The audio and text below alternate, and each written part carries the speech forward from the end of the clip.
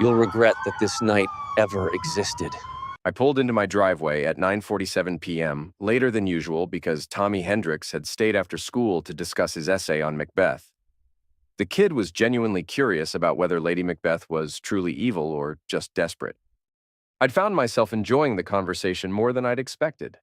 My headlights swept across the concrete, and that's when I saw him. A man lay crumpled near our front steps, groaning softly. Dark hair, athletic build, wearing gym shorts and a tank top that was now torn. He was trying to push himself up on his elbows. Jesus, I muttered, killing the engine and grabbing my phone. The front door burst open before I could get out of the car. Kayla stumbled onto the porch, her blonde hair disheveled, mascara streaked down her cheeks. She wore her yoga pants and sports bra, the outfit she'd been in when I left for work that morning. "Evan," she sobbed. "Thank God you're home. He tried to." I jogged over to the injured man, keeping my phone ready.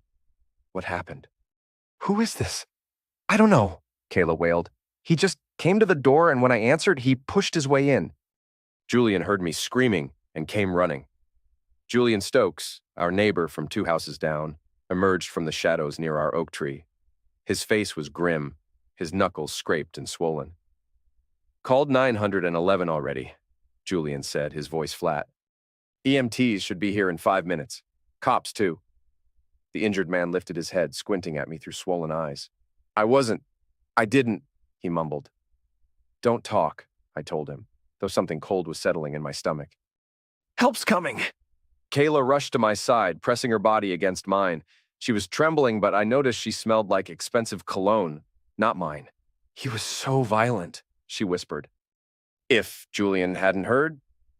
The ambulance arrived with sirens blaring, followed immediately by 2 police cruisers. The paramedics took over with practiced efficiency while Officer Martinez questioned us. "Ma'am, can you tell me exactly what happened?" Kayla's story was detailed and consistent. She'd been doing yoga in the living room when someone knocked. Thinking it was a delivery, she'd answered without checking the peephole. The man had forced his way in, grabbed her, tried to drag her toward the bedroom. She'd screamed. Julian had appeared like an avenging angel. Julian's account was simpler. Heard screaming, saw a stranger attacking my neighbor's wife. Did what any decent man would do. The injured man, Damon Quinn, according to his driver's license, was loaded into the ambulance. Before they closed the doors, I heard him mumbling something about a misunderstanding. Officer Martinez handed me his card. "We'll need you to come in tomorrow for a formal statement, Mr. Hale. Both of you." After the police left, Julian lingered on our porch. "You okay, Kayla?" he asked gently. She nodded, wiping her eyes. "Thanks to you. Just being a good neighbor?" Julian's gaze shifted to me. "Evan, can I talk to you privately for a minute?" Kayla squeezed my hand. "I'm going to take a shower. I feel dirty." When she'd gone inside, Julian stepped closer. His face was troubled. "Look, I need to tell you something," he said quietly. "I've been having some episodes lately, PTSD acting up. When I heard screaming and saw that guy through your window, I just reacted. You did the right thing." "Did I?" Julian ran a hand through his graying hair. "Because now I'm wondering if maybe I jumped to conclusions. The guy seemed confused, not aggressive, and Kayla..." He paused. "What about Kayla?" "Nothing." "Forget it." But Julian's eyes said otherwise. "Just be careful, Evan. Sometimes things aren't what they seem." 3 days later, I was grading papers at the kitchen table when I noticed Kayla frantically searching through the couch cushions. "Lost something?" I asked. "My phone. I can't find it anywhere." Her voice carried an edge of panic that seemed disproportionate. "When did you last have it?" "The night, everything was such chaos." She bit her lip. "I must have dropped it outside." I helped her search the house, but we came up empty. Later that evening, while Kayla was at her book club, I decided to check the backyard. I found the phone under our deck, the screen spider-webbed with cracks. Most people would have handed it over immediately. But something about Kayla's behavior, the panic, the evasiveness, made me pause. I teach teenagers for a living. I know when someone's hiding something. The local phone repair shop fixed it for $60 and didn't ask questions. Back home, I powered it on. The text messages told a story Kayla hadn't shared. "Damon, can't wait to see you again. Kayla, Evan's working late Thursday. Come around 9. Damon, your place or mine? Kayla, mine. I'll leave the side door unlocked. The timestamps were from the day of the incident. I scrolled further back, finding weeks of flirtation, explicit photos, and detailed plans for their affair. But it was the voice message from that afternoon that made my blood run cold. Kayla's voice, breathy and excited. Just park 2 houses down like we planned. I'll turn off the porch light so Julian won't notice. God, I can't wait to feel you inside me. I sat in my study for an hour, staring at the cracked phone. Damon Quinn wasn't a violent stranger. He was Kayla's lover, arriving for a planned rendezvous. And somehow, Julian's PTSD episode had turned their affair into an assault narrative. The front door opened. "Honey, I'm home," Kayla called out. I slipped the phone into my desk drawer and walked downstairs. "How was book club?" "Oh, you know. Jennifer's going through another divorce. She's such a drama queen." Kayla kissed my cheek. "Any luck finding my phone?" "Afraid not. You should probably get a replacement." "Yeah, I guess so." She paused at the bottom of the stairs. "Evan, you believe me about what happened, right? With that man?" I studied her face. The perfectly applied makeup, the concerned expression that didn't quite reach her eyes. "Of course I believe you," I said. "You're my wife." She smiled with relief and headed upstairs.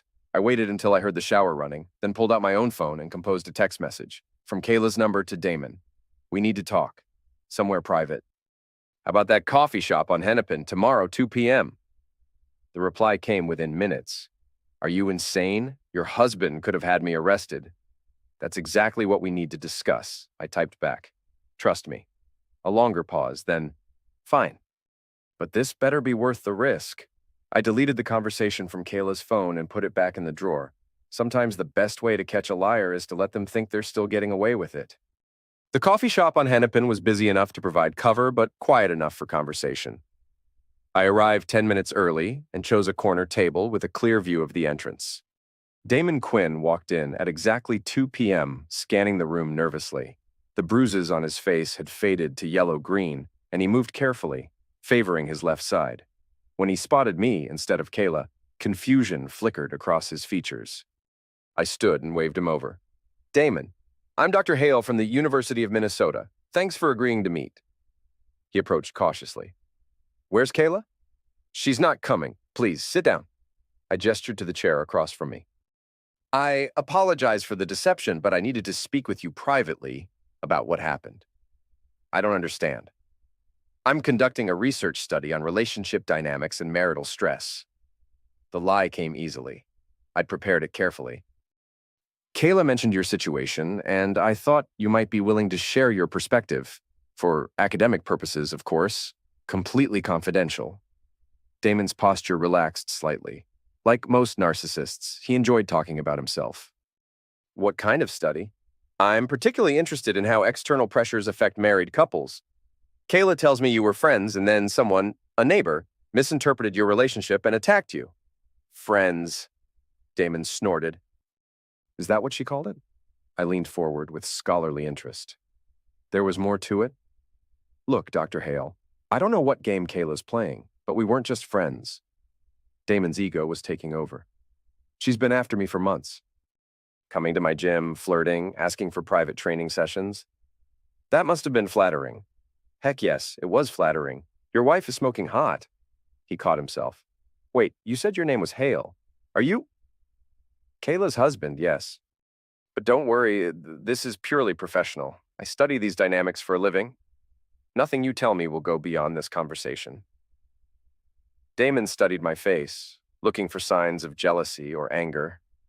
Finding none, he seemed to relax further. "She practically begged me to sleep with her," he continued. "Said her marriage was dead, that you never paid attention to her anymore." "She set up that whole thing the other night." "The night you were injured?" "Yeah, by that psycho neighbor of yours. I was just following her instructions. Park down the street, come to the side door." "She said she'd leave it unlocked." Damon touched his ribs gingerly.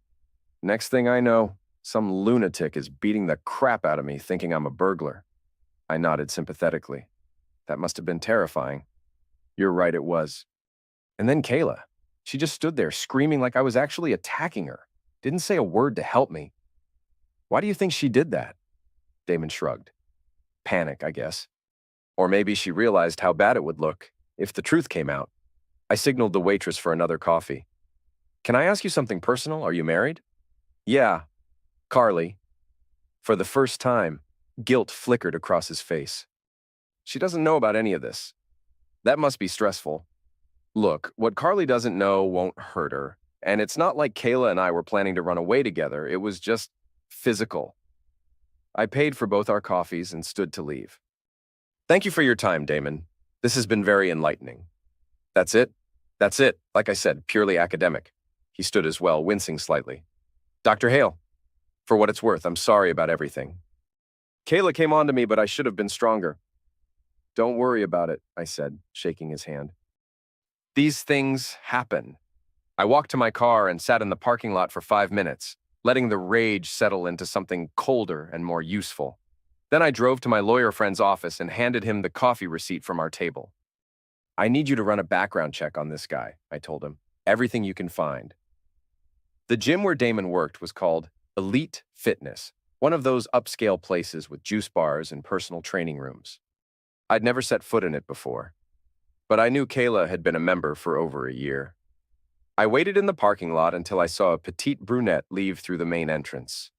She had the slightly overwhelmed look of someone who'd just finished a difficult workout.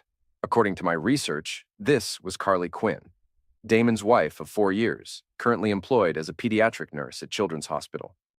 Excuse me, I called out as she approached a blue Honda Civic. Are you Carly Quinn? She turned, immediately wary. Yes? I'm Evan Hale. I think we need to talk. Her face went pale. Oh God, you're Kayla's husband. I am. And I think your husband has been lying to both of us. Carly glanced around the parking lot nervously. I don't know what you're talking about. He told you he was attacked by a random stranger, didn't he? That he was trying to help someone and got beaten up by a crazy neighbor? Her silence was answer enough. Carly, I'm not here to cause trouble, but we both deserve to know the truth. She leaned against her car, suddenly looking exhausted. What truth? Your husband and my wife have been having an affair for months. The night he was injured, he was at my house for a planned hookup. My neighbor saw a stranger and assumed it was a break-in. She started to protest, then stopped. How do you know this? I pulled out a manila envelope I'd prepared. Audio recordings from the gym locker room. Your husband likes to brag to his buddies about his conquests. It wasn't true, but Carly didn't know that. Sometimes a bluff is more effective than evidence. I can't listen to this, she whispered. You don't have to. But Carly, ask yourself, has Damon been acting differently lately? Coming home late? Being secretive about his phone? Tears started rolling down her cheeks. He said he was working extra shifts to save money for... She stopped. For what? We've been trying to have a baby. He said the extra income would help with medical bills. Her voice broke. I just found out I'm pregnant. The words hit me like a physical blow. Here was a woman celebrating the best news of her life, while her husband was destroying 2 marriages for meaningless act. Congratulations, I said softly. That's wonderful news. Is it? Carly wiped her eyes. If what you're saying is true, I'm sorry. I really am. But you deserve better than lies. She clutched the envelope to her chest. What do you want me to do with this? Whatever you think is right. I just wanted to make sure you knew the truth before making any major life decisions. I started to walk away, then turned back. Carly, for what it's worth, I think you're going to be a great mother. Your child is lucky to have you. As I drove home, I felt a twist of guilt about manipulating her. But it was quickly replaced by cold satisfaction when I remembered Damon bragging about how what Carly doesn't know won't hurt her. Sometimes the truth hurts less than continued deception. Kayla was waiting for me when I got home, standing in the kitchen with her arms crossed. Her new phone sat on the counter between us like a tool. I know what you did, she said. What did I do? Damon called me. He said some creep claiming to be my husband was asking questions about our relationship. Her eyes blazed with fury. Were you following me, Evan? I don't need to follow you. Your old phone told me everything I needed to know. The color drained from her face. My phone was destroyed. $70 at Tech Repair on University Avenue. Amazing what they can fix these days. For a moment, neither of us spoke. Then Kayla's expression shifted from shock to defiance. So what if I was seeing Damon? Our marriage has been dead for years. Has it? Because I thought we were just going through a rough patch. A rough patch? She laughed bitterly. Evan, when was the last time you really looked at me? When did you last tell me I was beautiful, or plan a surprise, or show any passion about anything other than your precious students? The attack stung because it contained threads of truth. I had been focused on work, had taken our relationship for granted, so you decided to sleep with your personal trainer. I decided to feel alive again, to be with someone who actually wanted me, and lie about it, and let Julian think he'd stopped an assault. I panicked, Kayla's voice cracked. When Julian started hitting Damon, everything went crazy. I couldn't think straight. You could think straight enough to let an innocent man believe he'd saved you from rape. Julian isn't innocent. He's a violent psychopath who should be locked up. Julian has PTSD from serving his country. And he was protecting what he thought was his neighbor's wife from being attacked. Kayla grabbed a ceramic vase from the counter and hurled it at the wall. It exploded in a shower of white fragments. Don't you dare lecture me about morality, she screamed. You're so perfect, aren't you? St. Evan, beloved by all his students, never does anything wrong. I teach Hamlet to high schoolers, I said calmly. Gaslighting is chapter 2. She stared at me for a long moment, breathing hard. I'm going to my sister's, she said finally. I need to clear my head. Good idea. When I come back, we're going to talk about this like adults. Sure. And Evan? Stay away from Damon. He's not as stable as he seems. After she left, I sat in my study and opened my laptop. Kayla's fitness influencer career was built on her image as a devoted wife and fitness enthusiast. Her Instagram account had 50,000 followers, and she'd recently signed a sponsorship deal with a major athletic wear company. I found the company's website and located their brand partnership guidelines. Section 4.7 was particularly interesting. Brand ambassadors are expected to maintain personal conduct consistent with our family-friendly values. Any behavior that brings negative attention to our brand may result in immediate termination of partnership. I drafted a carefully worded email to their brand management team, attaching screenshots of Kayla's text conversations with Damon. Not the explicit photos, I wasn't that cruel, just enough to show a clear pattern of adultery. The reply came within 2 hours. Thank you for bringing this matter to our attention. We will be reviewing Miss Hale's partnership status immediately. Sometimes revenge doesn't require elaborate schemes. Sometimes you just have to let gravity do its work. The Minneapolis Children's Foundation annual charity auction was held at the Marriott downtown, a glittering affair where suburban socialites competed to see who could donate the most while wearing the least. Kayla had been co-hosting the event for 3 years, and missing it would have been social suicide. She'd returned from her sister's house 2 days earlier, calmer but more distant. We'd had the conversation she'd promised, a stilted, careful dance around the obvious issues. She'd admitted to the affair but insisted it was over. I'd accepted her explanation without comment, which seemed to unnerve her more than anger would have. You look beautiful, I told her as we walked into the ballroom. She did, stunning in a black cocktail dress that highlighted her figure perfectly. Thank you, she replied, but her smile was strained. Evan, about tonight, please don't do anything to embarrass me. When have I ever embarrassed you?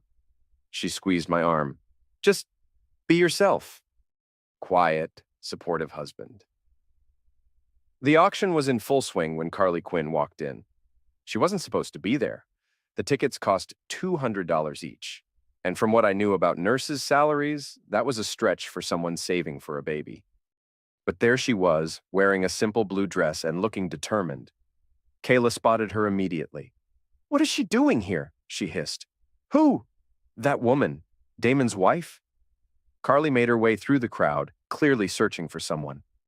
When she spotted Damon near the bar, her jaw tightened.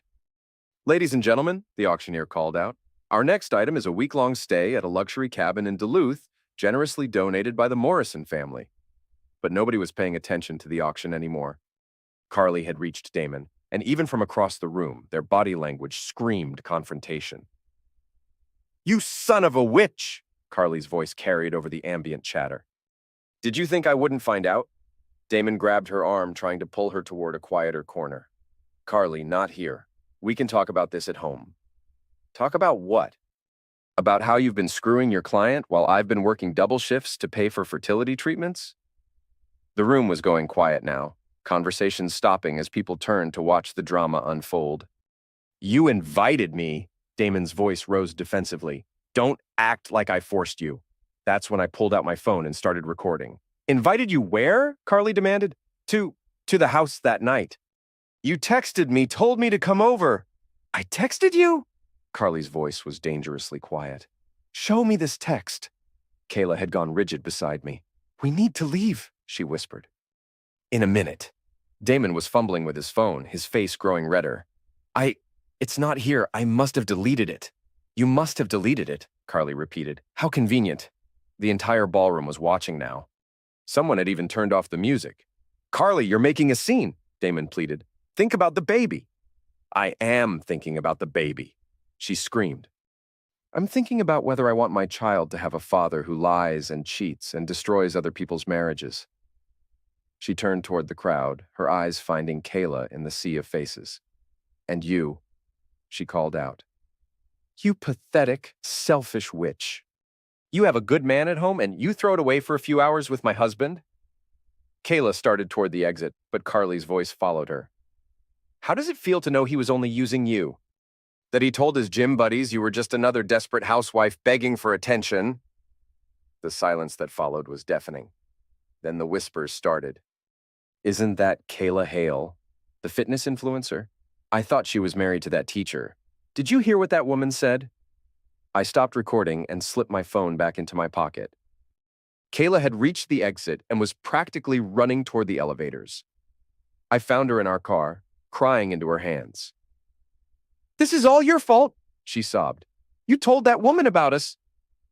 I told her the truth. You destroyed me in there. My reputation, my business, everything. I started the engine. I didn't destroy anything. I just stepped aside and let you do it yourself. The next morning, Kayla's phone was buzzing with notifications. Her sponsorship deal had been terminated. Her Instagram was flooded with comments about the charity auction incident. Someone had posted video of Carly's confrontation, and it was spreading through local social media like wildfire. I can't leave the house, Kayla said, staring at her phone. Everyone knows. Everyone knows what? That I'm a cheater, a homewrecker. I poured myself a cup of coffee and sat down across from her. You could always tell the truth. Explain your side of the story. She looked up at me with something like hope. What would you say if I did that? Whatever you want to say, it's your story to tell. But we both knew the truth wouldn't help her. The truth was worse than the scandal. I was grading essays on my back deck when Julian appeared at the fence between our properties. He looked haggard, like he hadn't slept in days. Evan, can we talk? Of course. Come on over. He climbed through the gap in the fence that we'd never bothered to repair, moving with the careful deliberation of someone fighting internal demons. I've been thinking about that night, he said, settling into the chair across from me. About what really happened. What about it? I saw the news coverage of that charity thing. About your wife and that trainer. Julian's eyes were sharp despite his exhaustion. Made me realize maybe I had it wrong. I set down my red pen and gave him my full attention. That guy I beat up, Damon. He wasn't breaking in, was he? No, I said quietly. He wasn't.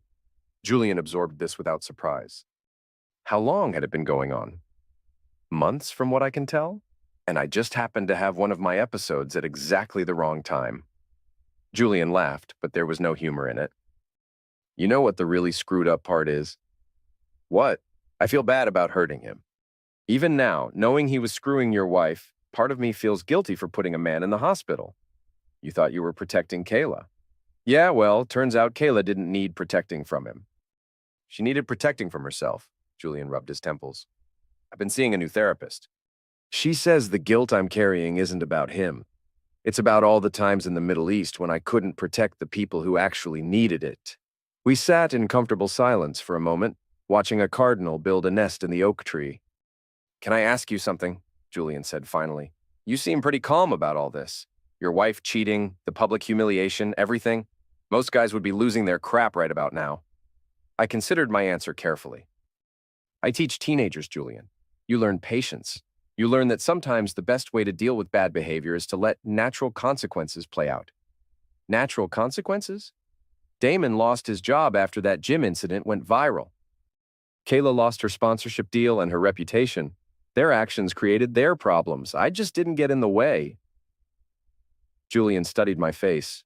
You orchestrated this, didn't you? The wife showing up at the charity auction, the whole public meltdown?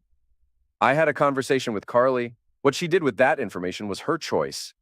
Crap. Julian shook his head admiringly. Remind me never to get on your bad side. He reached into his pocket and pulled out a small piece of paper. Speaking of consequences, I have something for you. Call it a peace offering. I unfolded the paper. It was a gym locker combination. How did you get this? I went to apologize to Damon last week. Figured it was the right thing to do, even if he was there for the wrong reasons. Anyway, he was so pissed off and humiliated that he didn't even want to hear it. Started ranting about how his whole life was falling apart. And the combination? Julian grinned. He was changing out of his gym clothes while he was yelling at me. Wrote down his locker combo on a napkin and forgot about it. I figured you might find a use for it. Julian, I can't ask you to... You're not asking. I'm offering. He stood up. That guy helped destroy your marriage and made me complicit in a lie. Far as I'm concerned, he's got more punishment coming. After Julian left, I sat on the deck for another hour, turning the piece of paper over in my fingers. Some might call what I was planning petty revenge. I preferred to think of it as an educational opportunity. Elite Fitness was busiest between 6 and 8 p.m. when people stopped by after work to burn off their daily frustrations. I timed my arrival for 7:30, when the locker room would be crowded but not packed. Damon's locker was in the back row, numbered 247. Julian's combination worked perfectly. The contents were exactly what I'd expected. Protein powder, energy drinks, extra workout clothes, and a collection of motivational printouts he'd taped to the inside of the door.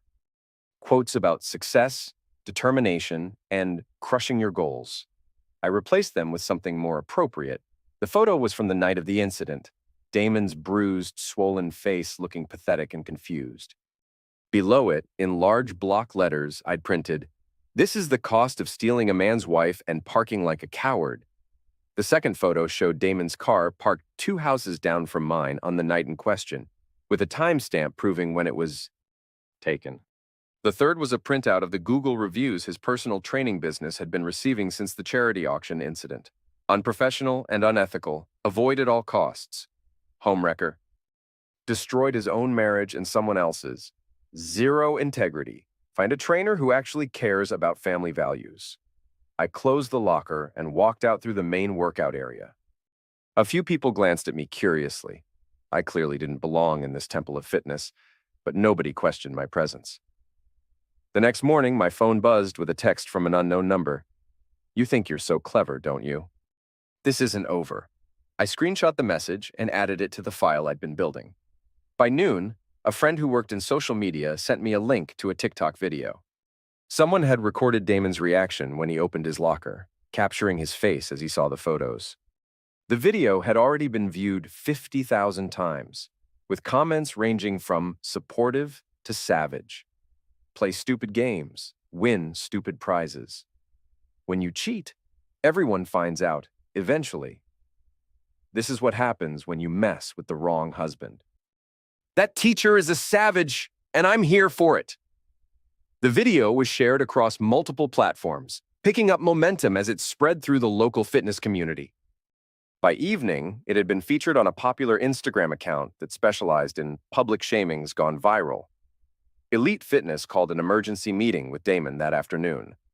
According to their corporate policy, employees who brought negative publicity to the business could be terminated immediately. Damon Quinn was no longer employed there by 5 p.m. Kayla watched the coverage from our living room couch, her laptop balanced on her knees. "This is getting out of hand," she said quietly. "Is it? People are calling you a hero. They think you're some kind of genius for how you're handling this. I'm just letting consequences play out." She closed the laptop and looked at me directly for the first time in days. "What happens now?" "What do you mean?" "To us. To our marriage." I considered the question carefully. The honest answer was that our marriage had been over the moment she invited another man into our bed. But there were still moves to be made, pieces to be positioned. I guess that depends on what you want, I said. I want to fix this. Fix what exactly? Everything. The marriage, my reputation, the mess I've made. And how would you do that? Kayla's eyes filled with tears. I don't know. But I'm willing to try anything. I almost felt sorry for her. Almost. We'll figure it out, I said. But I'd already figured it out days ago. The interview was Kayla's idea. I need to tell my side of the story, she announced over breakfast. People only know half the truth. I looked up from my coffee. Which half don't they know? That I was manipulated.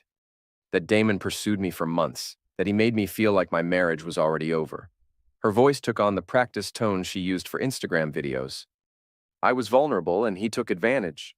That's one way to look at it. It's the truth, Evan. I made mistakes, but I'm not the villain everyone thinks I am. She'd arranged to appear on Cara Levin's morning show, a local program that specialized in human interest stories and community drama. The producer had promised a sympathetic interview focused on marriage, forgiveness, and second chances. I watched from home as Kayla sat across from host Jennifer Walsh, looking perfectly composed in a navy blazer and pearls. So, Kayla, Jennifer began, you've been through quite an ordeal these past few weeks. It's been devastating, Kayla replied, her voice trembling slightly.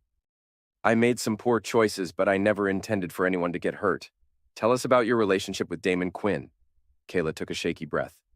Damon was my personal trainer. Over time, he became more than that.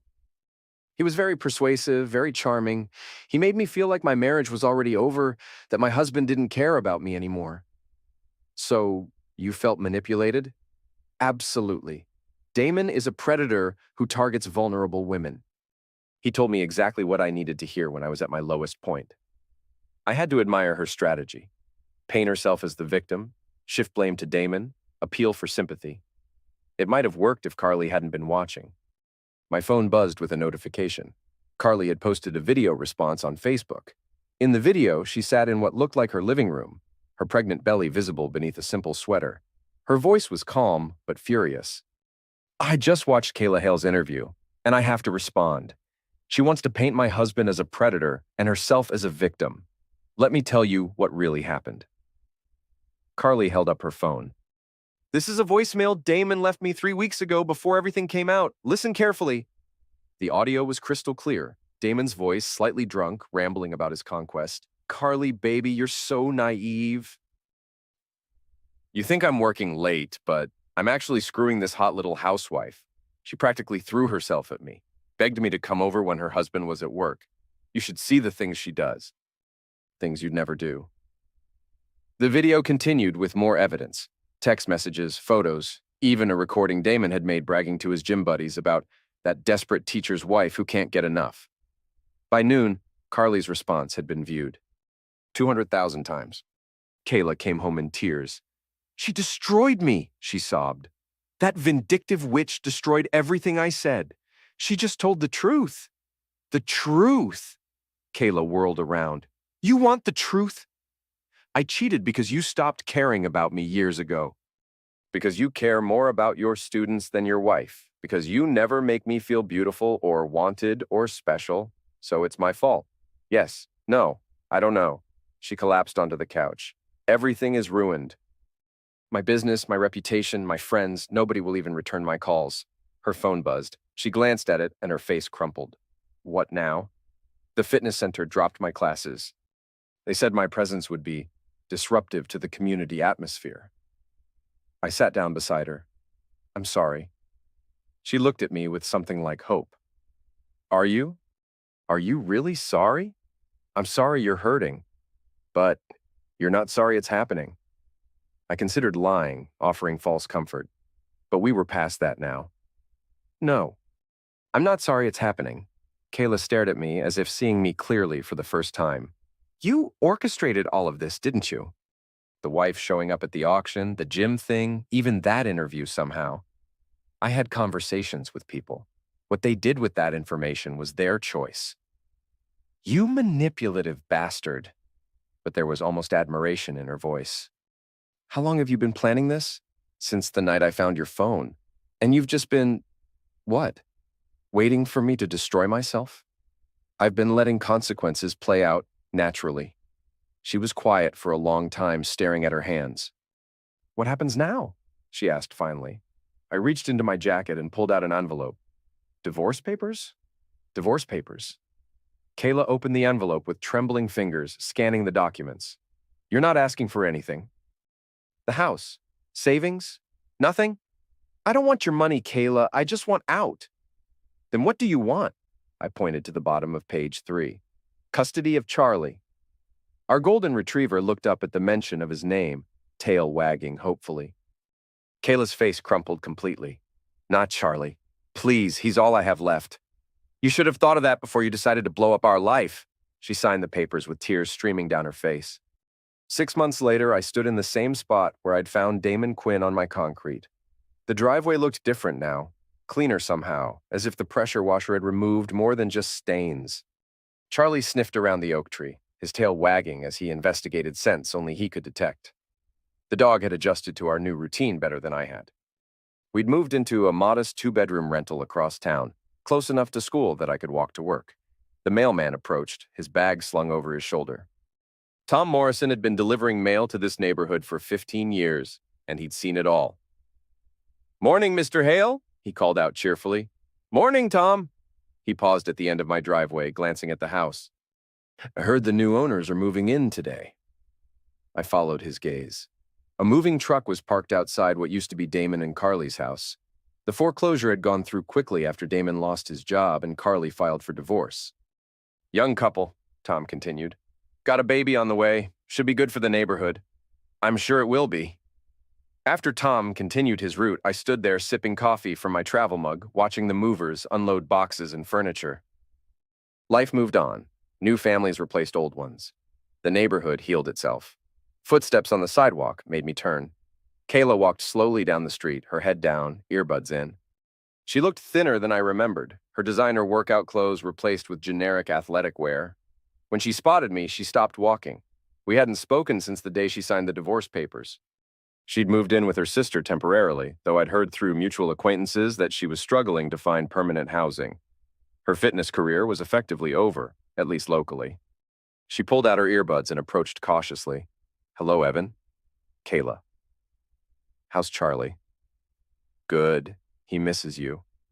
I miss him too. Her voice was barely a whisper. I miss a lot of things. We stood there for a moment, two people who'd shared 12 years of marriage trying to figure out how to talk to each other. I got a job, she said finally, at a gym in St. Paul. Just teaching basic classes, nothing fancy, but it's something. That's good.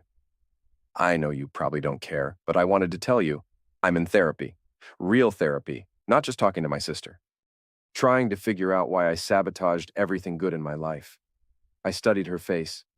She looked genuinely different, humbled in a way I'd never seen before. I'm glad. Are you? Really? I never wanted you to be miserable, Kayla. I just wanted you to face consequences for your choices. She nodded slowly. Mission accomplished. A car pulled up to the curb, a beat-up Honda Civic that had seen better days. Kayla glanced at it nervously. That's my ride. I can't afford a car right now, so my sponsor from therapy gives me lifts sometimes. Your sponsor? I'm working the steps. Turns out I have some addiction issues around attention and validation. Who knew? She attempted a weak smile. Step 9 is making amends to people I've harmed. Kayla, I'm not asking for forgiveness. I know what I did was unforgivable. I destroyed our marriage. I hurt you. I hurt Carly and her baby. I hurt Julian by making him complicit in my lie. Her voice grew stronger as she continued. I'm just saying I'm sorry, truly sorry. And I hope someday you can find peace with what happened. The car honked gently. I have to go, Kayla said. Take care of yourself, Evan. And give Charlie a hug from me. She walked toward the car, then turned back one more time. You didn't have to ruin everything, you know. You could have just left me. I could have, I agreed. But then you wouldn't have learned anything. She smiled, the first genuine smile I'd seen from her in years. You always were the teacher in the family. After she left, I walked back to my house. Julian was in his front yard trimming hedges with military precision. That looked like a heavy conversation, he called out. Lighter than you'd think, I replied. She doing okay? She's working on it. Julian nodded approvingly. Good. Everybody deserves a chance to make things right. How are you doing? Better. The new therapist is helping a lot. Turns out guilt is just another form of self-indulgence if you don't do anything constructive with it. He gestured toward the house that used to belong to Damon and Carly. Speaking of making things right, you hear about Carly? What about her? She had the baby, healthy girl, 8 pounds, 2 ounces. And she's engaged to that nurse from her hospital, the one who helped her through the divorce. I felt a warm surge of satisfaction. Carly had landed on her feet. That's wonderful news. You're right, it is. She deserves happiness after what she went through. Later that evening, I sat in my study grading papers. Charlie sprawled across my feet, snoring softly. Outside, the neighborhood was settling into its quiet evening routine. My phone buzzed with a text from my principal. Great work on the Romeo and Juliet production. Students are still talking about it. Have you considered directing the spring musical? I typed back, let me think about it. For the first time in months, I was considering the future rather than managing the past. It felt strange but liberating. The Minneapolis Tribune's Local Lives column ran on Sundays, featuring ordinary people with extraordinary stories. I usually skipped it, but this week's headline caught my attention. From betrayal to redemption, one woman's journey back. The article was about Carly Quinn, now Carly Martinez, after her marriage to fellow nurse Roberto Martinez. The photo showed her holding her daughter Emma, while Roberto smiled beside them in their modest but cheerful living room. I thought my life was over when I discovered my husband's affair, Carly was quoted as saying. But sometimes the worst thing that happens to you opens the door to the best thing. The article detailed her journey from devastated wife to empowered single mother to happily remarried woman. She'd returned to school to become a nurse practitioner and had started a support group for women dealing with infidelity. I learned that betrayal says nothing about your worth and everything about the other person's character, she continued. My daughter will grow up knowing her mother fought for her happiness and won. There was no mention of Damon by name, though the article alluded to his current circumstances. The former husband now works at a chain gym in Arizona and has had no contact with his daughter since the divorce was finalized. I was happy for Carly. She'd taken the worst situation of her life and transformed it into something meaningful. That afternoon, I ran into Dr. Sarah Chen at the grocery store. She'd been Kayla's therapist during our final year of marriage, one of many professionals Kayla had consulted but never truly engaged with. Evan, she said warmly, how are you holding up? Better than expected. And you? Good. I heard through the grapevine that you handled everything with remarkable grace. I wasn't sure how to respond to that. I also heard Kayla is doing well in her program, Dr. Chen continued. Real progress this time, from what I understand. I hope so. Can I ask you something, professionally speaking? Sure. The way you handled the situation, it was very systematic, very controlled. Some might say calculating. I waited for her to continue. I'm not judging. In fact, I think you may have done something remarkable. Instead of exploding or seeking immediate revenge, you created a situation where natural consequences could play out. Everyone involved was forced to confront the truth of their actions. I'm not sure I follow. Damon lost his job and marriage because his behavior was exposed, not because you attacked him. Kayla lost her reputation because her choices became public, not because you sabotaged her. Even Julian found peace by learning the truth about that night. Dr. Chen selected a cantaloupe and placed it in her cart. It's almost like you created a controlled environment where justice could occur naturally. Like a teacher designing a lesson plan where students discover the moral on their own rather than being told what to think. Maybe I just got lucky. Maybe. Or maybe you understood something most people don't, that true consequences teach better lessons than imposed punishments. After she left, I stood in the produce section thinking about her words. Was what I'd done justice or revenge? Did it matter if the outcome was the same? My phone rang. The caller ID showed Julian's number. Evan, you need to get over here now. What's wrong? Just come. And bring Charlie. I found Julian in his backyard standing over his garden bed with a satisfied expression. Charlie immediately started sniffing around, his tail wagging. Look at this. Julian said, pointing to the soil. What am I looking at? Tomatoes. First ones I've been able to grow in 3 years, he grinned. Turns out the problem wasn't the soil or the seeds or my technique. It was guilt. I was so focused on all the things I'd done wrong in the Middle East that I couldn't nurture anything new. And now? Now I know the truth about that night. I know I was protecting someone, even if I didn't understand the situation completely. The guilt is gone. He picked a ripe tomato and handed it to me. Try it. The tomato was perfect, sweet and acidic and full of summer sunshine. Julian, this is incredible. Right? Turns out when you stop poisoning the ground with self-doubt, good things can grow. We stood there in comfortable silence, watching Charlie explore the garden. Can I tell you something? Julian said eventually. Of course. I used to think justice was about punishment. Eye for an eye, all that. But watching how you handled everything, I think maybe justice is about balance. Letting people experience the full weight of their choices. Is that what I did? You tell me. Damon chose to betray his pregnant wife and pursue someone else's. He lost his marriage, his job, and his reputation. Kayla chose to break her vows and lie about it. She lost her career, her social standing, and her husband. Julian picked another tomato. But here's the beautiful part. Everyone got a chance to rebuild. Carly found real love. Kayla is in recovery. Even Damon has the opportunity to become a better person if he chooses to. And me? You? You got to keep your integrity while everyone else learned the true cost of losing theirs.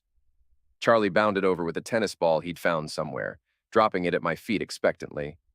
Some would say what I did was cruel, I said, throwing the ball across the yard. Some people confuse justice with cruelty, Julian replied. But cruelty is what Damon did to his pregnant wife. Cruelty is what Kayla did when she let me think I'd stopped a rape. What you did was just efficient. 1 year after the incident, I stood before my advanced English class, preparing to teach our unit on moral complexity in literature.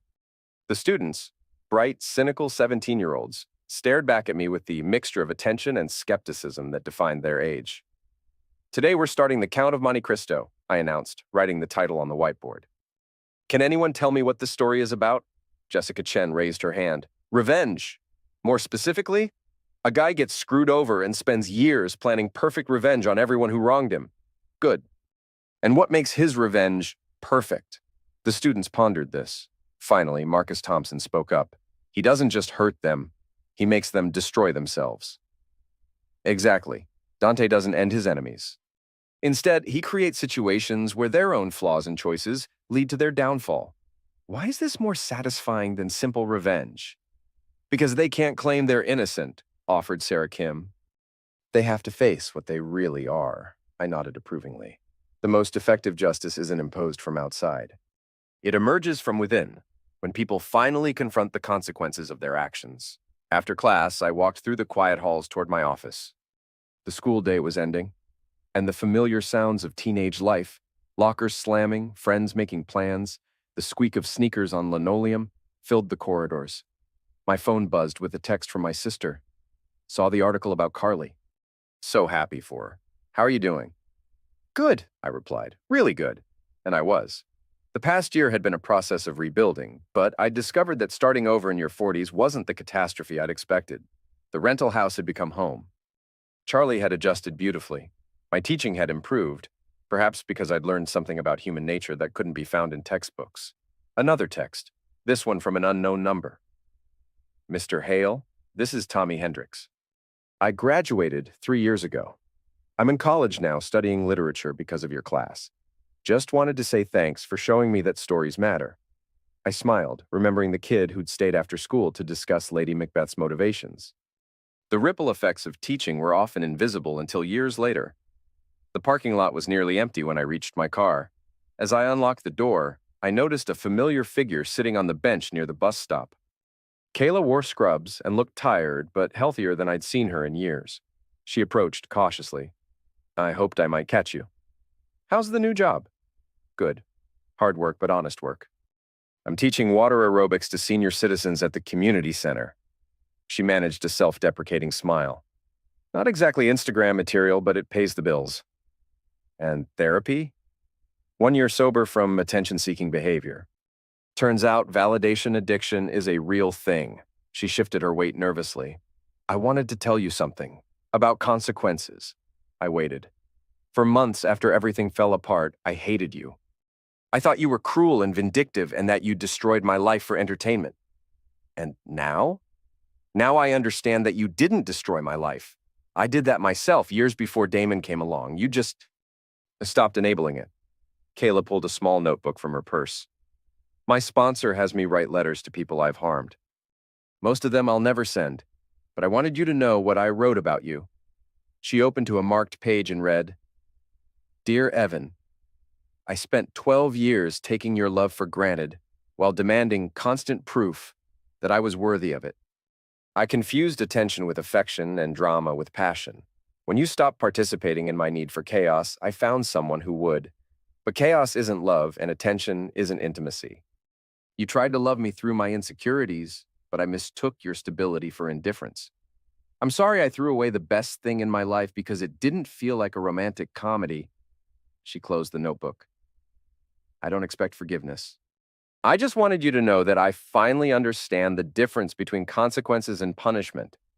What you did taught me something punishment never could have, which is that actions have weight, that choices echo, that the person I was becoming was someone I wouldn't want to know.